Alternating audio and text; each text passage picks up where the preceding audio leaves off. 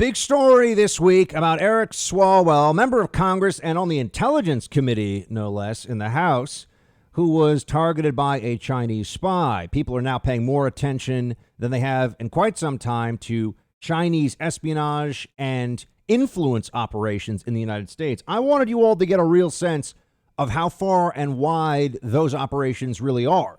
And so we're bringing on our friend Gordon Chang to tell you about it right now. He's the author of a book you can get right now, ebook, The Great U.S.-China Tech War, and you can follow him on Twitter, Gordon G. Chang. If you want to know what's going on with China, you should. Gordon, thanks so much. Thank you, Buck. So, Gordon, take us just from the broad strokes here, because I've spent some time on the Swalwell case this week, and we can dig into that in a moment. But what do people need to know about Chinese Communist Party influence and espionage operations as a systematic threat that's been going on for years in the U.S.? Yeah. Well, China's operations against the U.S. have been going on for years and indeed decades, and they are at all levels of society. We're talking not just the White House, not just the House and Senate, but also down to municipalities. You know, the most interesting detail about the Swalwell investigation is that they first came into contact with him, not when he was on the House Intel Committee, which of course would be of value to them, but when he was a council member in Dublin City, California. They started early. They helped to promote his campaigns. They obviously were trying to infiltrate him, to influence him. And indeed, in a sense, it may have worked, because even after the FBI warned him that there was a possible Ministry of State security agent in his inner circle, Swalwell didn't talk about China's threat to the U.S. It was all Russia, Russia, Russia. And I think that was certainly helping China, because that's one of their narratives, that it's not them. So we've got to be concerned. And remember, Swalwell was just one individual. They're doing this across the country. No other nation has posed such a big intelligence threat to the United States, ever. Now, tell us about some of the ways that they influence specifically on the corporate side, and just if you can add a little context here for the ways that they can exert influence in a fashion that moves the needle for them, but that may not be as obvious to people. I mean, we know that they're trying to get classified information. We know about the cyber side of things. We hear more about that than we do these other aspects. But on influence operations, how is the Chinese Communist Party? I mean, the NBA, for example, right? We know the NBA doesn't want to go against the CCP. Where else are there pressure points in what we're seeing day to day? Well, I'll take something from the headlines, and this is the other side of the aisle. The Republican governor of Georgia, Brian Kemp, you know, he always touts the investment opportunities for China in the Peach State. He was actually proud to be pictured next to Houston's consul general from China before, of course, before the consulate was closed by the State Department in July. So really what they try to do is they go after all of the states. They go after many of the cities, dangling out sister city projects, also, trade and investment, all the rest of it.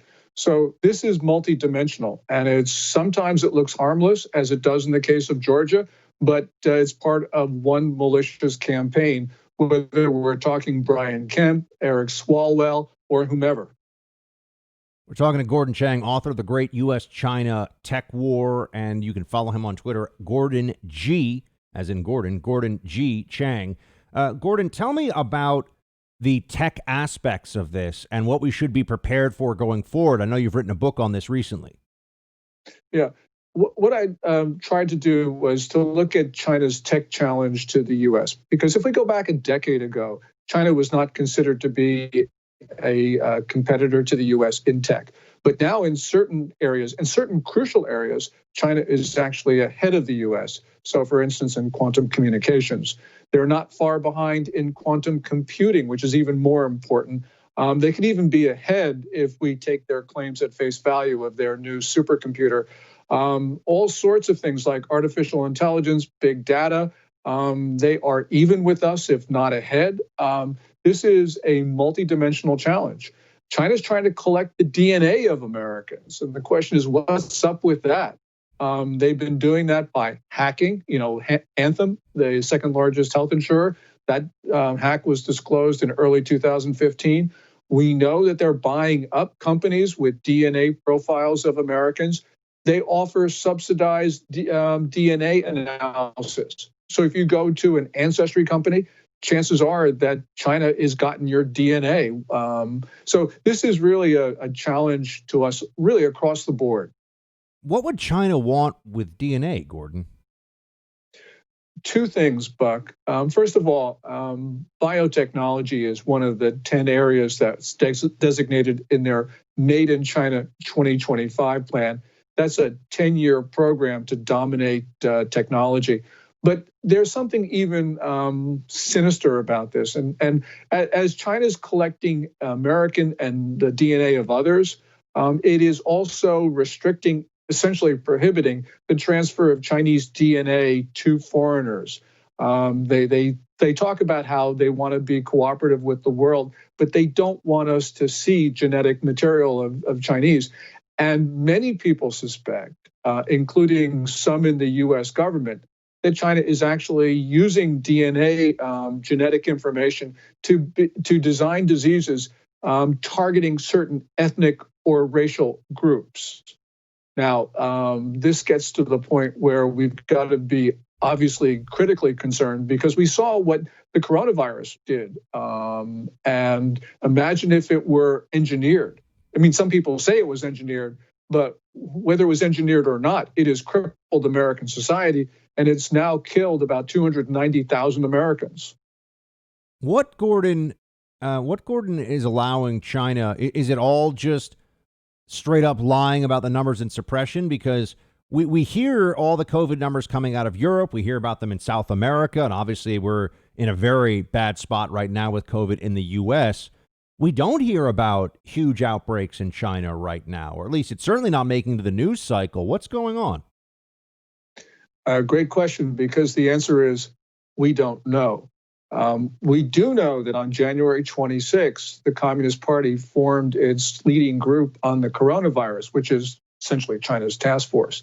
And over the 9-person roster, there was only one health official. The rest of them were propaganda workers, as they're called in China, and Communist Party hacks. So you can see that really their emphasis was controlling the narrative. And since that time, end of January, we haven't heard very much about what's going on in China, because they are suppressing information. My sense is that they have fewer cases than we do, far fewer, because they use draconian methods.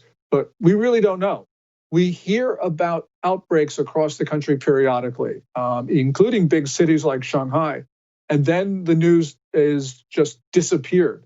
So I think that essentially they do have a problem. They haven't mastered it. But nonetheless, it's not as serious as ours.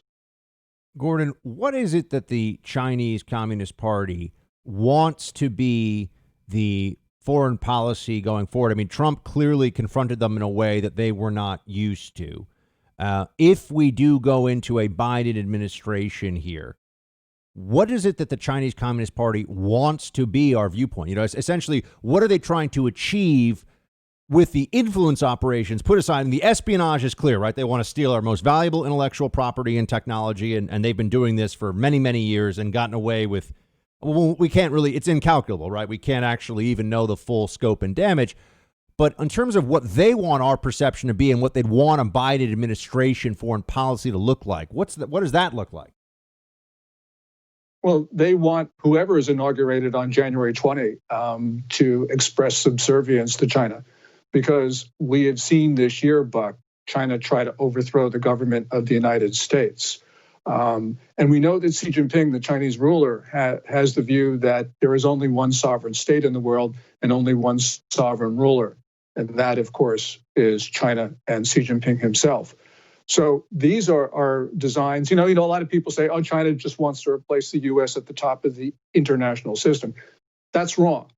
China wants to overthrow that international system and replace it with this notion of worldwide Chinese rule. And we have seen that they're willing to go to any lengths in order to accomplish that, including inciting violence on American streets, which is what they did this year, which is more than just subversion. That's an act of war against the United States. So what we can see is that China is trying to change our form of government so that we are subservient to China and that we're no longer a sovereign republic. I know many people think that that is an extreme statement, but nonetheless, that is consistent with what we have seen China do. And the more benign interpretations of their goals are not consistent with the facts. Gordon, I'm sure that it got people's attention when you mentioned violence on U.S. streets instigated by China. Tell us about that. Yes, Radio Free Asia has a report. You know, we've heard, of course, the State Department closed the Houston consulate in July, China's consulate. And the State Department said it was a hub of espionage. Well, that fits all 5 of the then Chinese consulates and indeed the embassy itself. Radio Free Asia reports that an intelligence unit of the People's Liberation Army based themselves in the Houston consulate.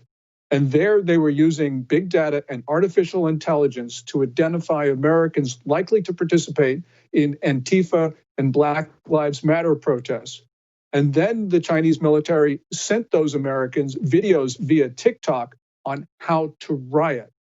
So that is an act of war. Also, you know, we have seen the bureau chief for Europe of China Daily, which is an official Communist Party publication, actually on Twitter incited Americans to commit violence.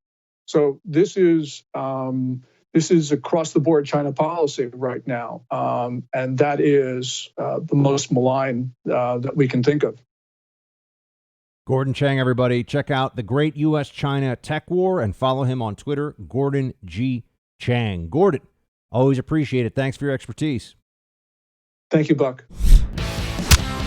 Hey, Team Buck, thank you so much for watching The First on YouTube. If you like this video, please click that little thumbs up button so then it will log as liked. And also, if you want to see more great content from The First, please click subscribe.